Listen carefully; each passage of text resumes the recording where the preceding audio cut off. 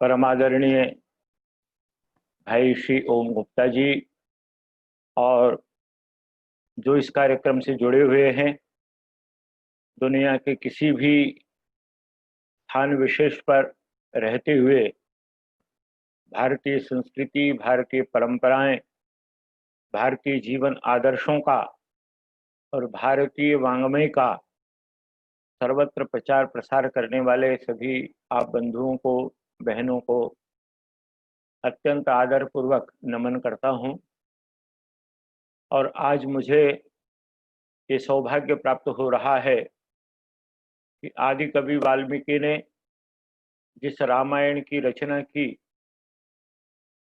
जो राम कथा भारत के घर घर में और भारत में ही नहीं बल्कि दुनिया के अनेक देशों में, अनेक अंतःकरणों में, अनेक हृदयों में शताब्दियों से प्रतिष्ठित है, उसके विषय में कुछ चर्चा करके अपनी वाणी को पवित्र करने का, अपनी वाणी को धन्य करने का आज सौभाग्य मुझे प्राप्त हो रहा है। आप सबके दर्शन करते हुए आप सबके सामने कुछ कहने का ये अवसर मिला है। परम आदरणीय भाई श्री ओम गुप्ता जी की कृपा से, उनके स्नेह से मैं अपनी चर्चा को प्रारंभ करूं उससे पहले संस्कृत में मर्यादा पुरुषोत्तम श्री राम, भगवान श्री राम और आदि कवि वाल्मीकि के संबंध में जो मंगलाचरण के रूप में, प्रार्थना के रूप में, वंदना के रूप में देव भाषा संस्कृत में कुछ शब्द पुष्प में समर्पित करना चाहता हूँ। यत्पादप्लवमेकमेव हि भवाम्बोधे स्थितिर्षावताम् वन्दे हम तमशेष कारण परम रामाख्यमीशं हरिम्। चरितं रघुनाथस्य शतकोटि प्रविस्तरम् एकैकम् अक्षरं पुंसां महापातकनाशनम्। श्रीरामः शरणं समस्तजगतां रामं विना का गतिः। रामेण प्रतिहन्यते कलिमलं रामाय कार्यं नमः। रामात् त्रस्यति कालभीमभुजगो रामस्य सर्वं वशे। रामे भक्तिरखण्डिता भवतु मे रामत्वमेवाश्रयः। पूजन्तं राम रामेति मधुरं मधुराक्षरम् आरुह्य कविता शाखां वन्दे वाल्मीकि कोकिलम्। सदूषणापि निर्दोषा सखरापि सुकोमला नमस्तस्मै कृतायेन रम्या रामायणी कथा। वाल्मीकि गिरिसम्भूता रामाम्भोनिधि संगता श्रीमद् रामायणी गंगा पुनाति भुवनत्रयम्। काव्य तरु पर आरूढ़ होकर जिस प्राचेतस ब्रह्मविद आदि कवि महर्षि वाल्मीकि ने राम राम इन मधुराक्षरों के जाप से साहित्य जगत को अनुगुंजित किया और विश्व के समक्ष श्री राम के महनीय, अनुकरणीय, वैदिक आदर्शों से परिपूर्ण मर्यादा रूप को स्थापित किया, उस महाकवि की महिमा अपरिमेय है। वाल्मीकि शब्द स्वयं ही अभिव्यक्त करता है कि महर्षि ने इतनी कठोर तपस्या की कि उनके ऊपर वाल्मीकि बामी विनिर्मित हो गई। ब्रह्मा जी ने महर्षि वाल्मीकि को आद्य कविरसी कहकर संबोधित किया था। आज भी विद्वत वर्ग में वही परंपरा बद्ध मूल है। वाल्मीकि की रचना से पूर्व कतिपय रचनाएं हुई होंगी, किंतु उनका उद्देश्य देवस्तुति, देवार्चन, धर्म भावना अथवा उपासना मात्र रहा होगा। वाल्मीकि ही सर्वप्रथम ऐसे क्रांतदर्शी कवि थे जिन्होंने कविता का संबंध साक्षात जीवन के साथ स्थापित किया।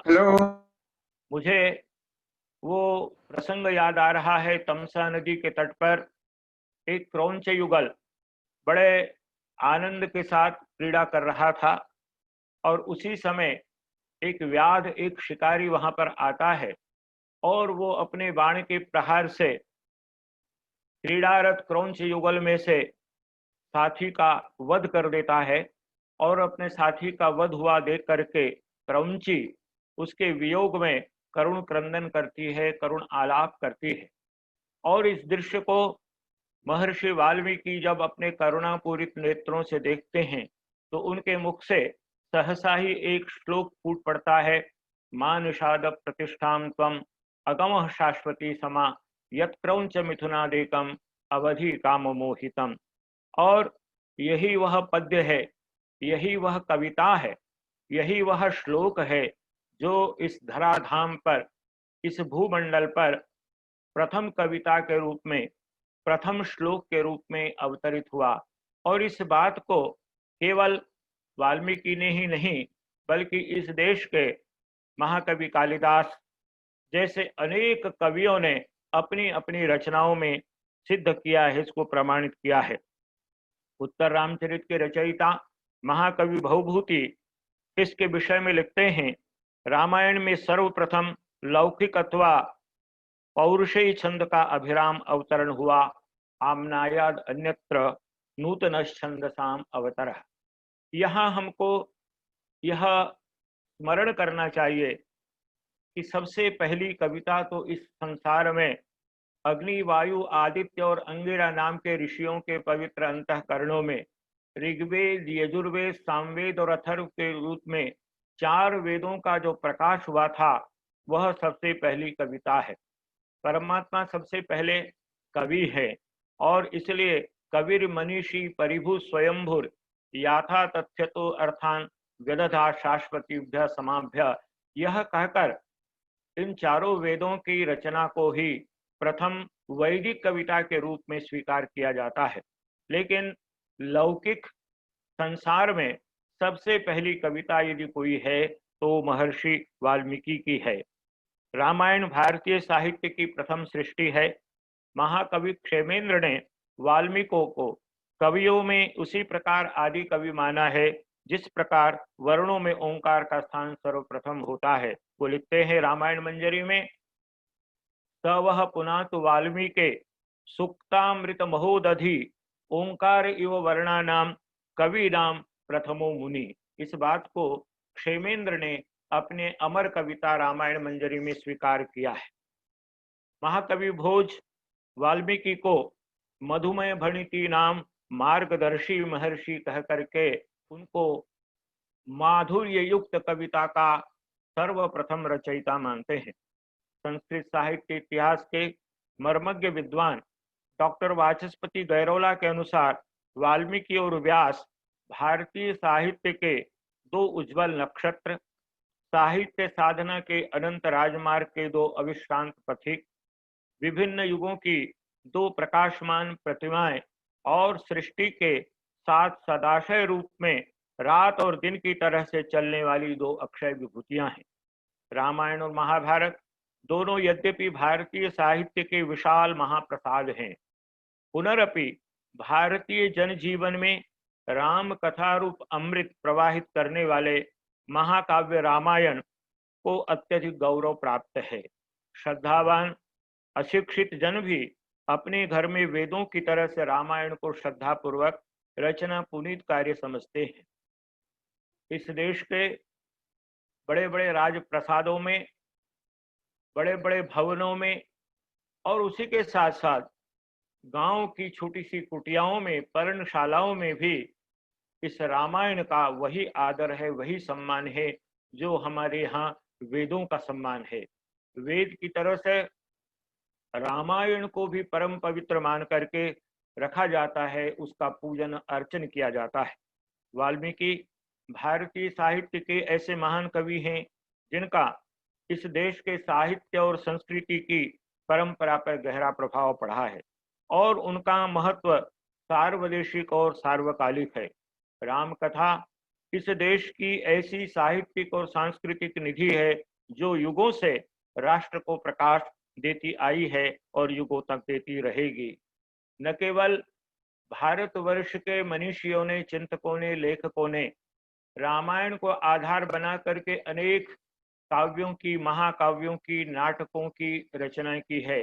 अपितु सुदूर यूरोप में निवास करने वाले फादर कामिल बुल्के जैसे विद्वानों ने भी राम कथा पर इतना परिश्रम किया है, इतना अध्ययन किया है और इस प्रकार से लिखा है कि आज फादर कामिल बुल्के द्वारा लिखित राम कथा नाम का ग्रंथ, जो भी रामायण के साहित्य पर, राम कथा पर शोध कार्य करते हैं, उनके लिए मानक ग्रंथ के रूप में स्वीकार किया जाता है।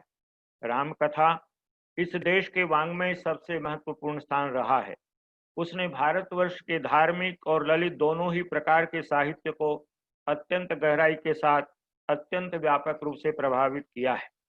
श्री राम और श्री कृष्ण इस देश के सर्वाधिक प्रिय और प्रभावशाली नायक सिद्ध हुए हैं तथा रामायण महाभारत सर्वाधिक लोकप्रिय एवं प्रभावशाली महाकाव्य विगत 2500 वर्षों में और उससे भी पूर्व जितने धार्मिक, सांस्कृतिक और राजनैतिक आंदोलन हुए हैं, उन पर इन दो लोकनायकों और इन दो महाकाव्यों का अत्यंत गहरा और आश्चर्यजनक प्रभाव रहा है। ब्राह्मण, बौद्ध, जैन, शैव, शाक्त, वैष्णव आदि संप्रदायों ने अपनी अपनी दृष्टि से इन दो चरित्रों और काव्यों को देखा और परखा है और धर्माचार्यों ने अपने अपने ढंग से उनकी व्याख्या, प्रचार और काव्य रचना की है। रामायण को यदि समस्त भारतीयों की अक्षय निधि कहा जाए तो अत्युक्ति नहीं होगी। विंटरनिड जैसे विद्वानों ने मुक्त कंठ से इसकी प्रशंसा की है। काव्य की सर्वप्रथम सच्ची अवधारणा महर्षि वाल्मीकि को प्राप्त हुई और उन्होंने इस सत्य को प्रतिपादित किया कि सच्चा काव्य विश्व के दुख और करुणा के द्वारा द्रवीभूत कबीर हृदय से भावनाओं का होने वाला स्वतः उच्छलन है। रामायण में वैदिक विचारों की विस्तृत व्याख्या है, किंतु एक अपूर्व शैली में। प्राचीन आर्यों के साहसिक एवं गौरवशाली जीवन को एक अनूठी, संगीतमय, छंदोबद्ध एवं संवेदनशील शैली में चित्रित कर वाल्मीकि ने साहित्य को कला का भव्य स्वरूप प्रदान कर दिया। सजीव घटनाओं और भावनाओं के अंकन से तथा कवि के मानवीय दृष्टिकोण एवं विवेचन से यह साहित्य सामान्य जन के लिए भी रस और आनंद का स्रोत बन गया। वाल्मीकि को यदि हम साहित्य का उत्कर्ष, संस्कृति के रक्षक, चरित्र निर्माण के विश्वकर्मा, नीति के मनु तथा आनंद के अक्षय स्रोत माने तो ठीक ही है। बंधुओं, हमारे भारतवर्ष में संस्कृत के काव्य शास्त्र में आचार्य मम्मट द्वारा लिखित काव्य प्रकाश का बहुत ऊंचा स्थान माना जाता है। काव्य प्रकाश के प्रारंभ में मंगलाचरण के अनंतर काव्य का प्रयोजन निरूपित करते हुए आचार्य मम्मट ने लिखा है, काव्यम यशसे अर्थकृते व्यवहार विदे शिवेतर क्षतये सद्य पर निर्वृत्तये कांता संमितयोपदेश युजे।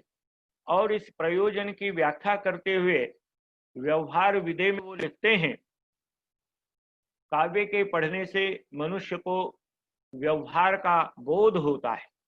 और वहां वो लिखते हैं, रामादिवत वर्तितव्यम न रावणादिवत, अर्थात हमें रामायण को पढ़कर यह बोध होता है, यह ज्ञान होता है कि हमको श्री राम, भगवती सीता, लक्ष्मण जैसे जो पावन चरित्र हैं राम कथा के, उनके अनुसार अपना जीवन जीना चाहिए।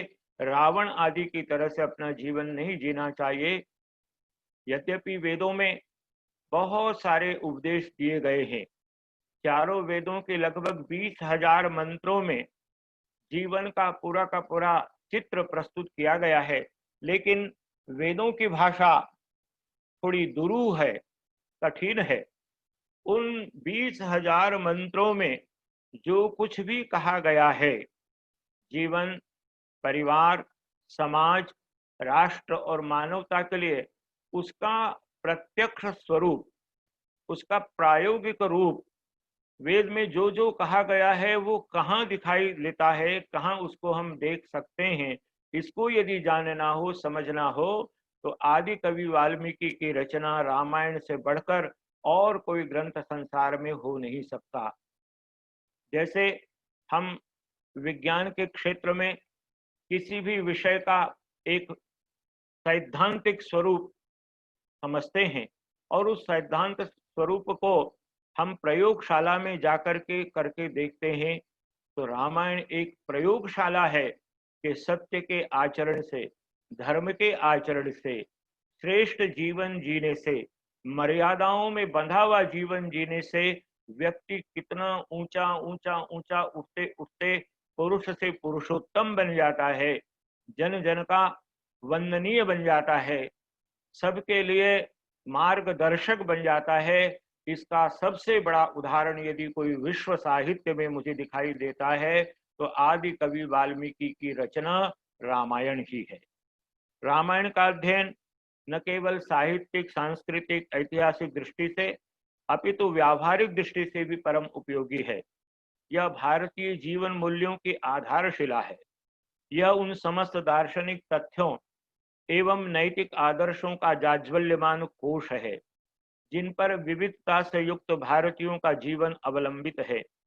जीवन के अरण्य में धसे हुए व्यक्ति के लिए रामायण के श्लोक वेद वाक्य बनकर उसका मार्गदर्शन करते हैं। रामायण की रचना मुख्यतः अनुष्टुप छंद में की गई है, क्योंकि जो सबसे पहला लौकिक श्लोक है, पद्य है, मानुषाद प्रतिष्ठाम त्वम अगम शाश्वती समा, यह अनुष्टुप छंद में है और अनुष्टुप छंद में 24 अक्षर होते हैं और इसीलिए रामायण में 24,000 श्लोक हैं, 24,000 पद्य है, ऐसा माना जाता है। और इन 24,000 पद्यों में, श्लोकों में, कविता में, इन रचनाओं में जीवन का कोई भी ऐसा पक्ष नहीं है जो छूट गया हो। व्यक्तिगत जीवन से लेकर के सामाजिक और वैश्विक जीवन, जिस प्रकार से इस समय हम और आप इस माध्यम से एक दूसरे से जुड़ करके, जो हमारे वेदों में कहा गया है, यत्र विश्वम भवत्येक नीडम, जहाँ सारा विश्व एक घोंसला बन जाता है, वसुधैव कुटुंबकम, सारी वसुधा हमारा कुटुंब है, हमारा परिवार है। इसी प्रकार से आज हम अपनी आंखों से देख पा रहे हैं कि कहाँ अमेरिका, कहाँ कनाडा, कहाँ भारत और कहाँ दुनिया के अन्य अन्य देश, लेकिन आज वेद का वह वचन हमको सत्य प्रतीत और साकार प्रतीत होता हुआ दिखाई दे रहा है आदरणीय भाई ओम गुप्ता जी के संकल्प से। तो वही भावना रामायण की है। रामायण कहीं पर भी संकुचित चिंतन वाला महाकाव्य नहीं दिखाई देता। इतना विशाल चिंतन है, इतना विशाल चिंतन है इसका। अयम निज परो वेति गणना लघु चेतसाम उदार चरिता नाम तो वसुधैव कुटुंबकम। मानव धर्म के व्याख्याता महर्षि मनु ने वेदो अखिलो धर्म मूलम कहकर वेद की धर्म मूलकता प्रतिपादित की थी। महर्षि दयानंद ने वेद सब सत्य विद्याओं का पुस्तक है, वेद का पढ़ना पढ़ाना और सुनना सुनाना सब आर्यों का परम धर्म है कहकर मानव मात्र को वेदाध्ययन की ओर प्रेरित किया था। वेद के इस महनीय रूप को यदि सरस, सरल एवं हृदयावर्जक, कांता सम्मित शैली में हम देखना चाहते हैं तो उसे रामायण में प्रचुर मात्रा में देखा जा सकता है।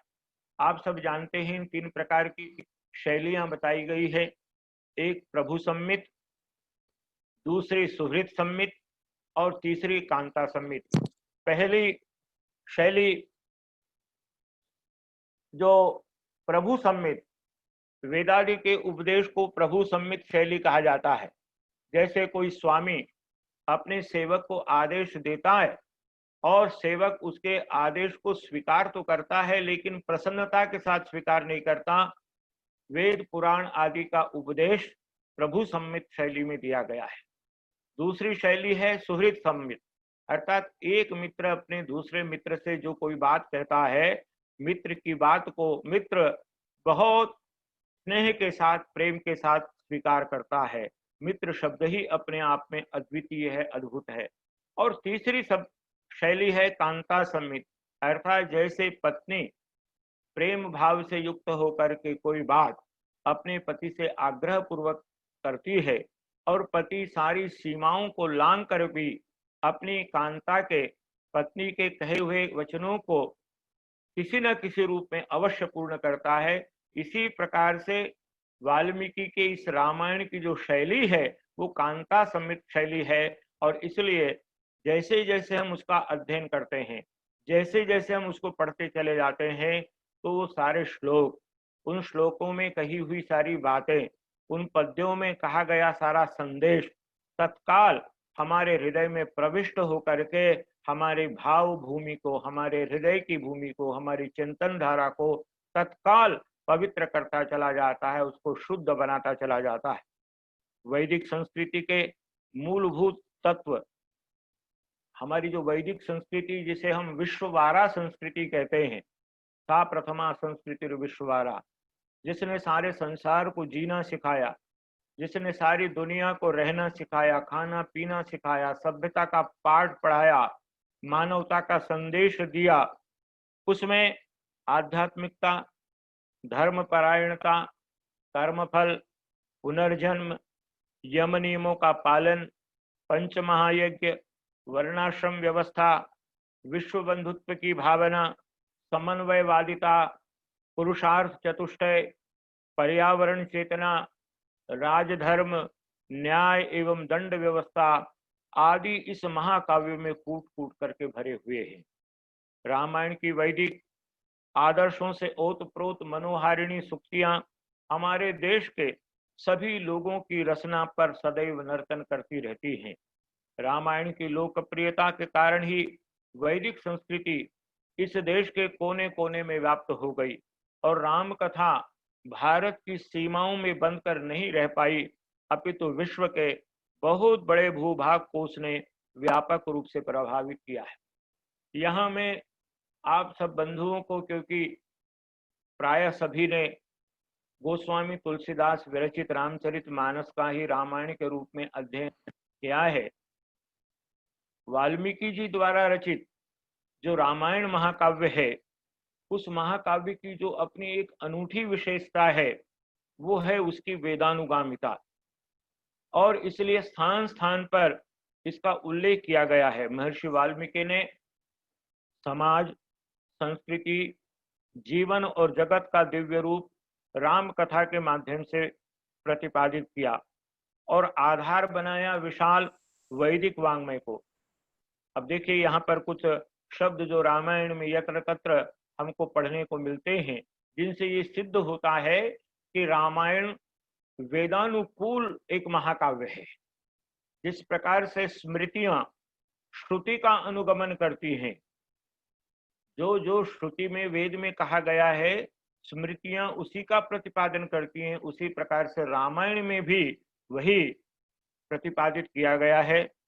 वहां पर वेद वेदांग तत्वज्ञ वेदेषु परिनिष्ठितौ वेदाध्ययने रथाः ब्राह्मणः नैगमास्तथा कर्म कुर्वन्ति विधिवत याजकाः वेदपारगाः जगुष्यते यथा शास्त्रं तत्र सामानि सामगाः नान ऋग्वेद विनीतस्य न यजुर्वेद धारिणः न असाम वेद विदुषः शक्यम एवं विभाषितुम। ये मैंने कुछ वाक्य आपके सामने प्रस्तुत किए हैं जिनमें कवि वीर हनुमान का वर्णन करते हुए लक्ष्मण और रामचंद्र जी आपस में संवाद करते हैं कि हनुमान जी ने जिस प्रकार से हमसे वार्तालाप किया है, जिस प्रकार से उनका हमारा प्रथम परिचय हुआ है और प्रथम परिचय में उन्होंने जिस प्रकार की भाषा का प्रयोग किया है, तो वो कहते हैं कि जिसने ऋग्वेद न पढ़ा हो, जिसने यजुर्वेद का अध्ययन नहीं किया हो, जो सामवेद को न जानता हो, ऐसा व्यक्ति इस प्रकार की भाषा का प्रयोग नहीं कर सकता। वहां पर वो कहते हैं कि लगता है कि इन्होंने, हनुमान जी ने समग्र व्याकरण शास्त्र का अध्ययन किया है, क्योंकि इनके संभाषण में एक भी कहीं व्याकरण की कोई त्रुटि, कोई गलती दिखाई नहीं देती। इस प्रकार का ये एक शास्त्र है। उपमान के द्वारा वेद के प्रति अगाध श्रद्धा का स्मरण करने वाला एक श्लोक मैं आपके सामने प्रस्तुत कर रहा हूं। वहां कहा है, न शक्तस्त्वं बलाद् हर्तुं वैदेहीं मम पश्यतः हेतुभिर्न्याय संयुक्तैर् ध्रुवां वेद श्रुतिम इव। उपमा अलंकार सभी जानते हैं, काव्य का सबसे प्रसिद्ध और सबसे सरल, सहज से सहज, अनपढ़ व्यक्ति भी जिसका प्रयोग करते हैं वो उपमा अलंकार है। कालिदास को उपमा कालिदास से कह करके उपमा सम्राट की उपाधि से विभूषित किया गया, लेकिन वो उपमा रामायण से ही प्रवाहित होते होते चलते चलते महाकवि कालिदास तक पहुंची है।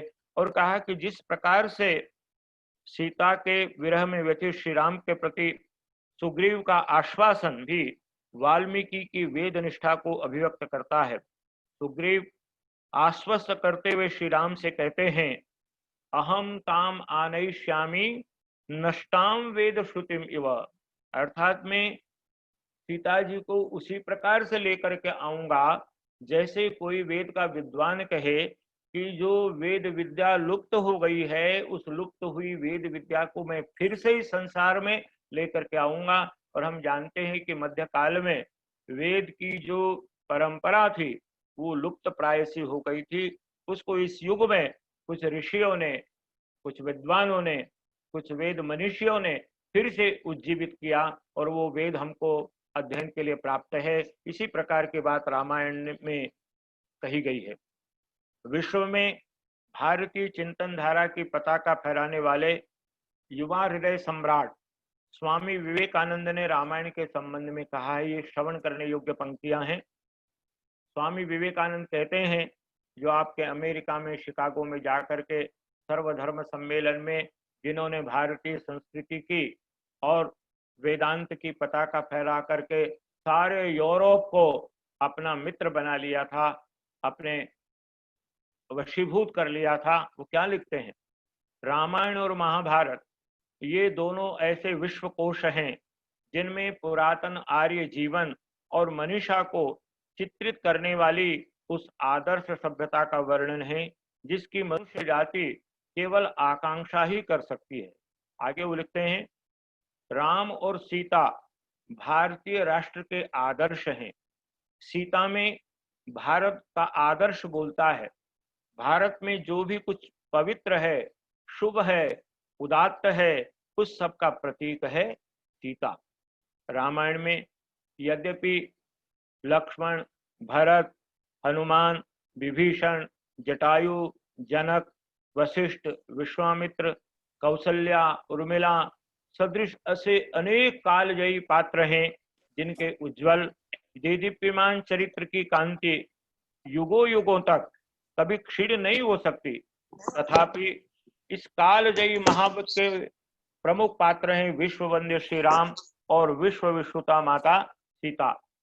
रामायण के रचयिता महर्षि वाल्मीकि और मर्यादा पुरुषोत्तम श्री राम के विषय में कहा जाता है कि वो समकालीन थे।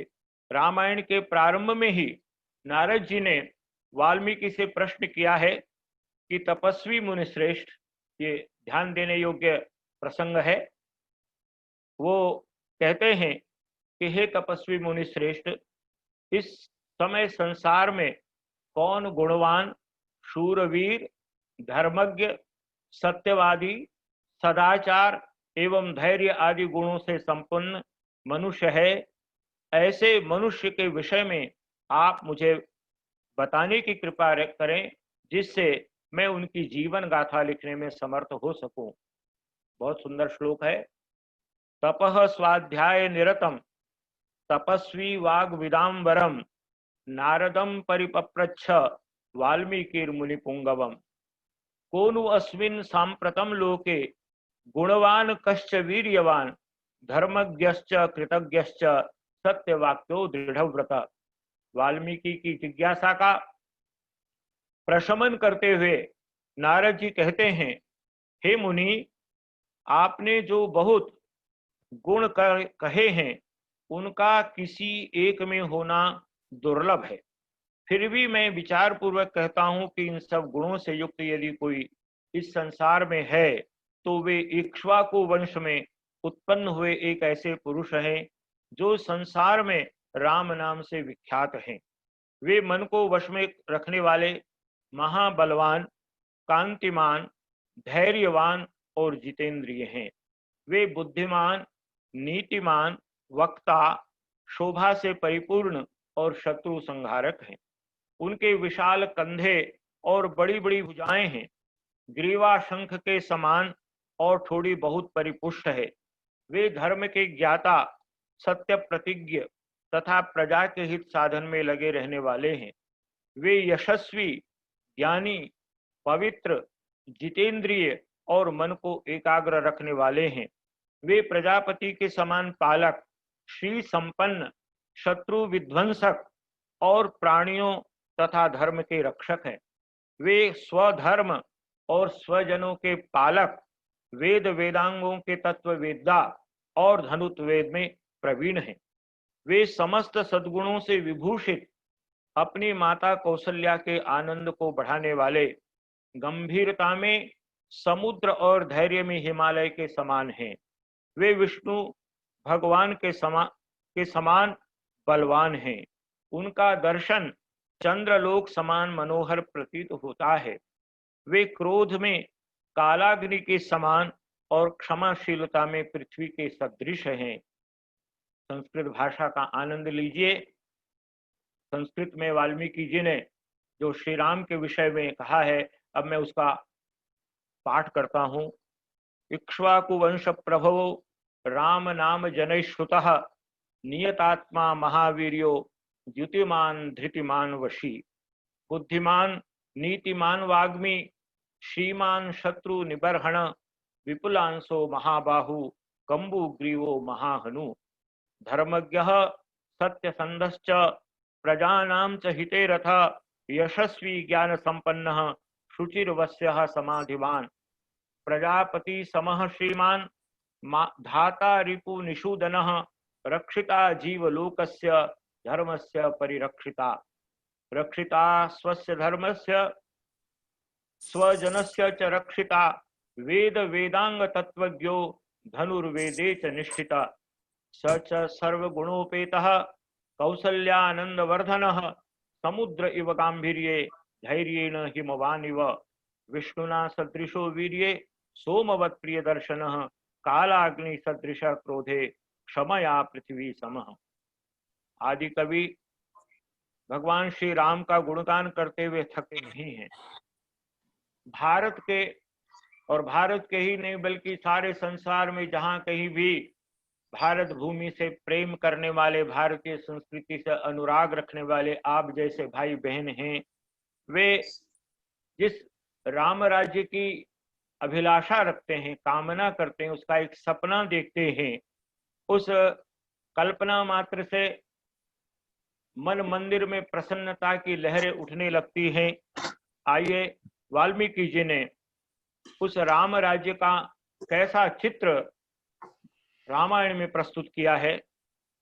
बहुत कुछ चुने हुए पद्य ही मैं आपके सामने प्रस्तुत कर रहा हूं। वो तो बड़ा विस्तृत प्रसंग है, उसके लिए बहुत समय की अपेक्षा है। सर्वं मुदितमेवासीत् सर्वो धर्म परो भवत्, राममेवानुपश्यन्तो नाभ्य हिंसन परस्परम। आसन वर्ष सहस्राणि तथा पुत्र सहस्रिण, निरामया विशोकाश्च रामे राज्यं प्रशासति। नित्यमूला नित्यफलाः तरवस्तत्र पुष्पितः, काले वर्षति पर्जन्यः सुखस्पर्शाश्च मारुतः। ब्राह्मणः क्षत्रिया वैश्यः शूद्रः लोभ विवर्जितः, स्वकर्मसु प्रवर्तन्ते तुष्टा स्वैरेव कर्मभिः। आसन प्रजा धर्मरता रामे शासति नानृतः, सर्वे लक्षण संपन्नः सर्वे धर्म परायणः। भगवान श्री रामचंद्र जी का पावन दिव्य जीवन संसार के समस्त सद्गुणों, शौर्य, करुणा, प्रेम, दया, सौहार्द, धर्म, संस्कृति और दैवीय गुणों का ऐसा महासागर है कि कोई भी कवि, महाकवि उनका समग्र रूप से वर्णन नहीं कर सकता। वेदों, उपनिषदों, दर्शन ग्रंथों, भगवद गीता एवं अन्यान्य उत्तम ग्रंथों में जिन गुणों और विशेषताओं का प्रतिपादन किया गया है, यदि वो सारे के सारे गुण किसी एक ही महाकाव्य में, किसी एक ही पावन चरित्र में, किसी एक ही दिव्य चरित्र में हम देखना चाहते हैं, तो वो हैं मर्यादा पुरुषोत्तम भगवान श्री राम।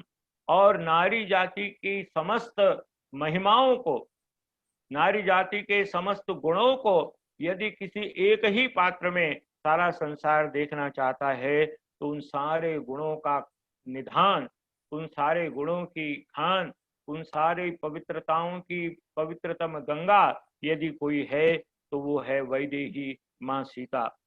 इसीलिए वैदेही के संबंध में स्वामी विवेकानंद के ये शब्द भी मुझे स्मरण आ रहे हैं। वो कहते हैं, साक्षात पवित्रता से भी पवित्र, धैर्य की निधि और सब प्रकार के कष्टों में प्रताड़िता इस गरिमामयी सीता को भारत के जन जन के मन के सिंहासन से कोई अपदस्थ नहीं कर सकता। राजप्रासादों में रहने वाली राजकुमारी अपने पति के प्रति अनन्य प्रेम एवं समर्पण की भावना से 14 वर्ष का वनवास स्वयं स्वीकार कर ले और रावण जैसे दुर्दांत राक्षस की नगरी लंका की अशोक वाटिका में सैकड़ों भयानक राक्षसियों के मध्य में निवास करते हुए भी अपने पातिव्रत्य धर्म का 100% परिरक्षण करे और पति द्वारा अकारण परित्याग किए जाने पर भी जो अपने पति श्रेष्ठ भगवान श्री राम के ही ध्यान में प्रतिक्षण मग्न रहे, इससे बढ़कर एक आदर्श पत्नी का दिव्य रूप इस संसार में क्या हो सकता है। और अपने प्रिय पुत्रों लव और कुश के लालन पालन के लिए महर्षि वाल्मीकि के आश्रम में निवास करते हुए नाना प्रकार के कष्टों को सहकर जो अपने दोनों पुत्रों का निर्माण करे, ऐसी वात्सल्यमयी जननी सीता से अतिरिक्त, सीता से बढ़कर इस संसार में और कौन हो सकती है।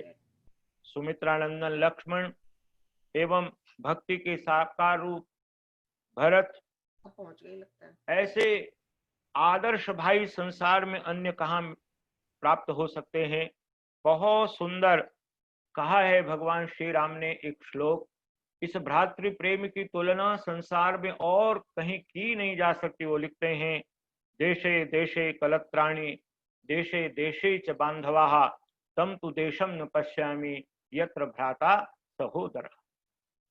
स्थान स्थान पर नारियां हो सकती हैं, पत्नियां मिल सकती हैं और बंधु बांधव हो सकते हैं, मित्रगण हो सकते हैं, लेकिन तम तु देशम न पश्यामि यत्र भ्राता सहोदर, जहां एक ही जननी से जन्म लिया हो ऐसे भ्राता का होना बड़ा दुर्लभ है। यह भ्रातृ प्रेम और उदारता का उदाहरण भी यदि हम वाल्मीकि के रामायण से देखें तो इससे बड़ा उदाहरण क्या हो सकता है। जब विभीषण रावण को त्याग करके और श्री रामचंद्र जी की शरण में आते हैं और राम पक्ष के सभी लोग उनको शंका की दृष्टि से देखते हैं, और उस समय भगवान श्री राम ने अपने मुखारविंद से जो बात कही है रामायण में, वो कहते हैं, सकृदेव प्रपन्नाय तवास्मीति च याचते अभयम सर्वभूतेभ्यो ददाम्येतद् व्रतम मम। कहते हैं, जो एक बार मेरी शरण में आ जाता है और मुझे अपना मान लेता है, उसको शरण देना, उसको आश्रय देना मेरे जीवन का व्रत है। और ये कह करके वो विभीषण को अपने हृदय से लगा लेते हैं। और उसके बाद मित्र धर्म का निर्वाह देखिए, मित्रता की थी सुग्रीव से। सुग्रीव को वचन दिया था कि मैं तुम्हारा राज्य तुमको लौटा करके दूंगा, और महाबली बलि का वध करने के बाद तत्काल सहर्ष वो सुग्रीव को राज सिंहासन पर बैठाते हैं। स्वर्णमयी लंका पर विजय प्राप्त कर लेने के बाद उनके सामने प्रस्ताव आया कि अब तो आप इस लंका के अधिपति हैं, स्वर्णमयी लंका है, यहाँ पर आनंद से निवास कीजिए। लेकिन मैं समझता हूँ संसार के इतिहास में ऐसा श्लोक, ऐसा पद्य मिलना दुर्लभ होगा।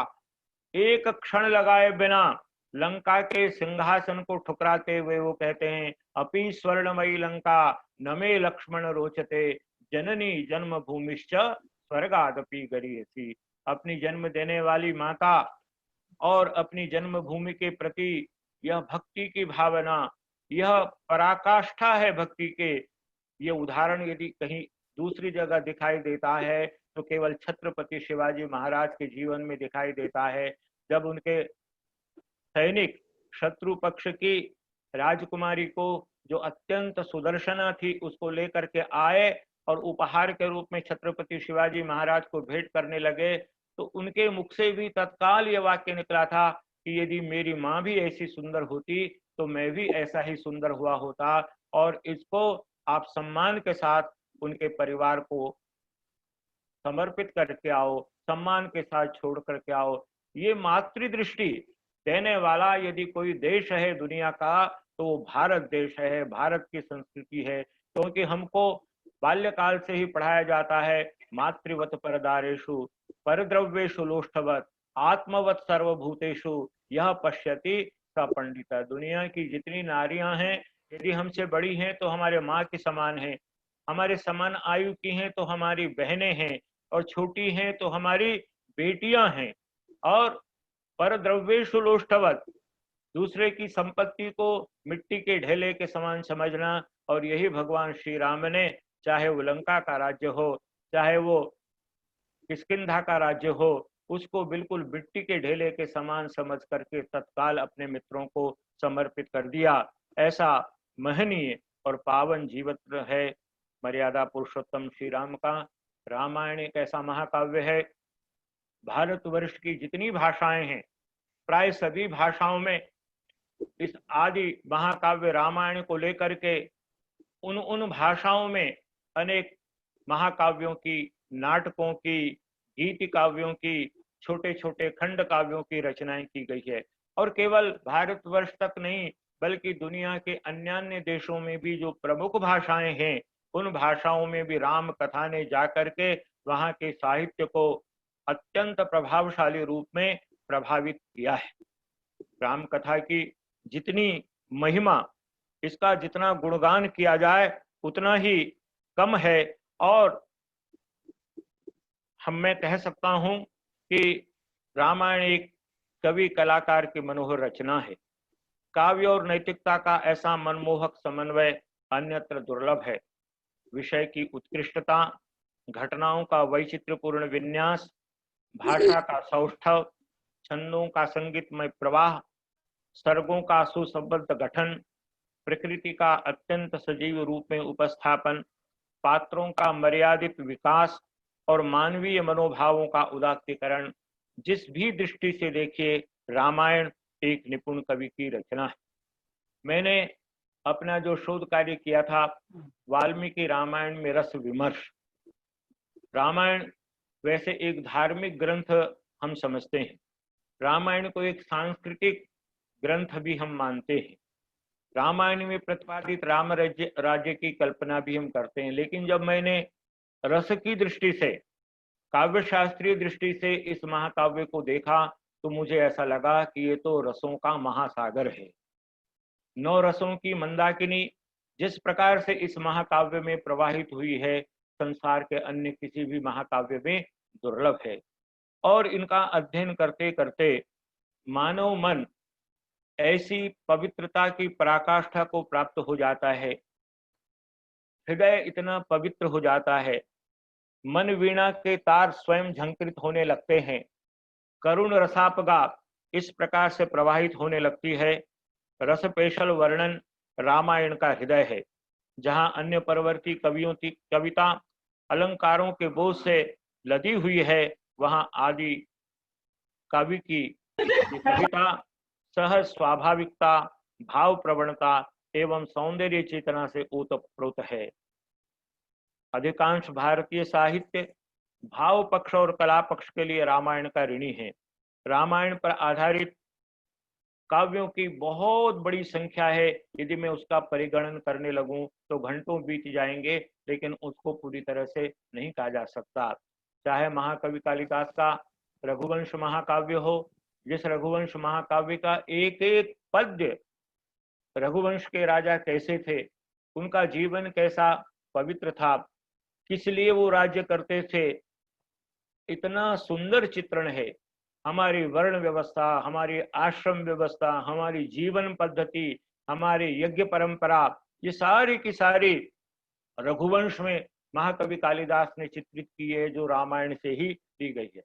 महाकवि भवभूति का उत्तर रामचरित नाम का अमर नाटक है, जिसको पढ़ करके मन इतना आनंदित हो जाता है, इतना पवित्र हो जाता है राम राज्य के विषय में।